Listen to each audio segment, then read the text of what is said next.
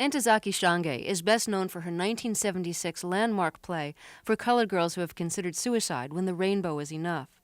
That play was a series of poetic monologues which dramatized the deepest feelings of young black women. Shange's new music theater piece is based on her novel Betsey Brown. It's about a 13-year-old middle-class girl growing up in St. Louis in 1959. Her parents put constant pressure on the children to excel and be soldiers for the advancement of the race.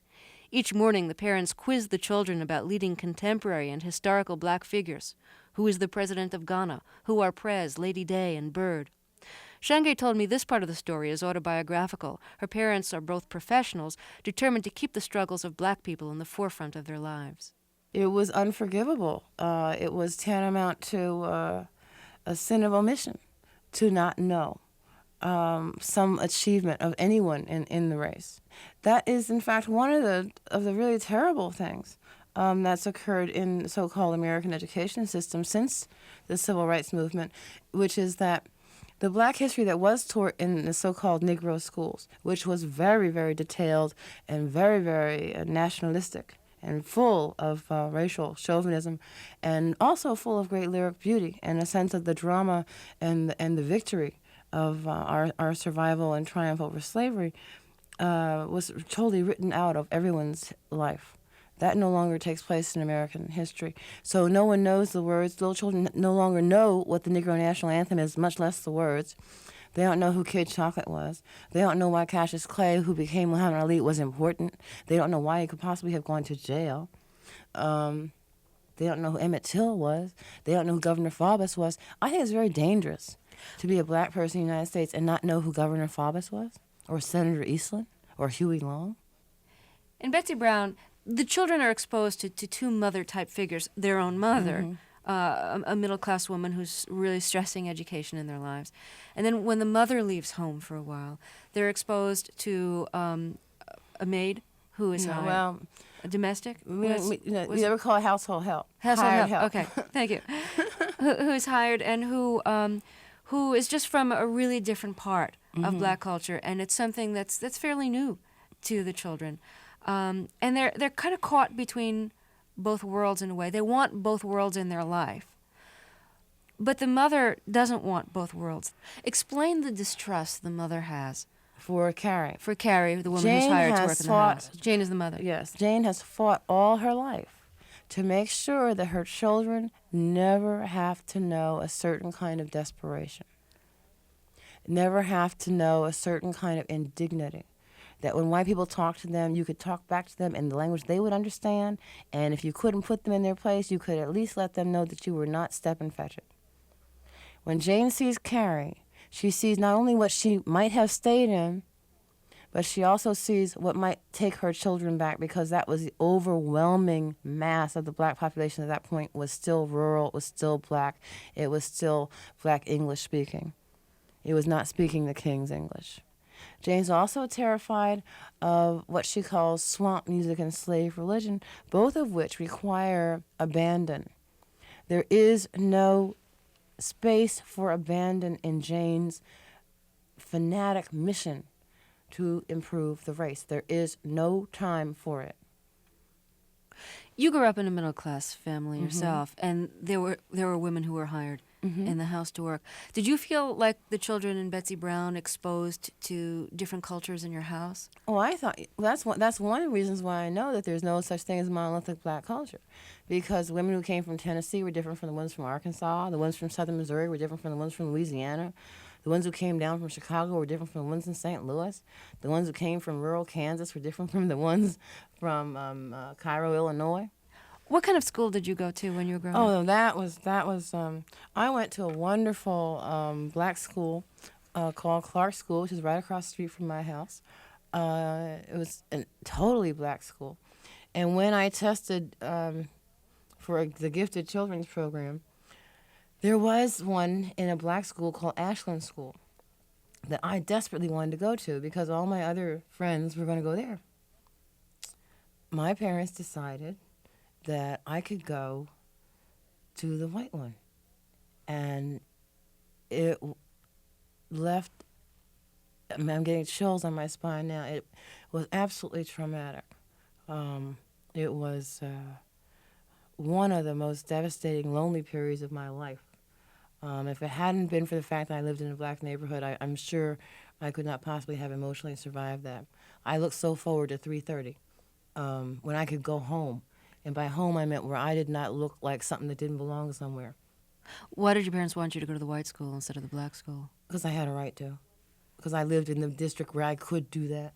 They were giving the Negro parents the option of not, you don't have to send your children to the white school if you don't want to. Well, that made my mother furious. She said, we live in this district, that's where she's going. In 1976, in an interview in the Village Voice, and this was after For Colored Girls was staged, you said, as a black feminist, I usually feel cheated by black theater. Mm-hmm. Does that still describe your experience? Mm-hmm. Cheated in what way? First of all, we are represented in a minuscule number compared to the number of men who are produced, first of all. Secondly, the versions of women in theater that men, or white or black, write are so one-dimensional, be it sexual or intellectual, that it's insulting. Thirdly, our perception of our own lives and our use of language has been denied me because I can't hear it. I'm not interested, actually, terribly much. Even if suppose August Wilson did write five fabulous, incredible, wonderful women characters. That would be wonderful and interesting achievement for August Wilson. That's not going to help the development of black feminist theater. You know, it's interesting. I know when For Colored Girls came out, some men thought that, oh, this is a really anti-male play.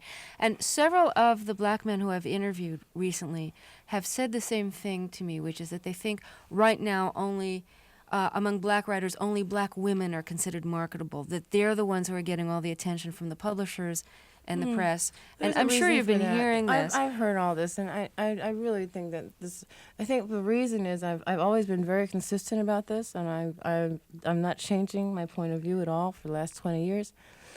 Since Richard Wright and Ralph Ellison, and James Baldwin, for that matter, even Malcolm X to a certain extent, whom I revere, black men have essentially been what I call other-oriented. So their works are not what I would call so much protest works, but they are making what I call sort of conscious and obvious efforts to proclaim themselves to the white world. In Soldier's Play, there are all these speeches telling us about the terrible things that happen to the black people in the army. In The Mighty Gents, they are saying how bad they are compared to the white people. That's really not interesting. Nobody really cares about that. What we care about is their lives, who they love, who they hate, what they do with their time, what do they think, what do they dream. I think they have some very serious literary introspection to do, and I don't think it has anything to do with publishers at all. So do you feel that in your plays and poems and novels, what you're trying to do is what you just mentioned, talk about how people live their lives, who they love, what they think As about? Roy Jones said, culture is how people live. I'm supposed to be exploring and documenting my culture before it disappears.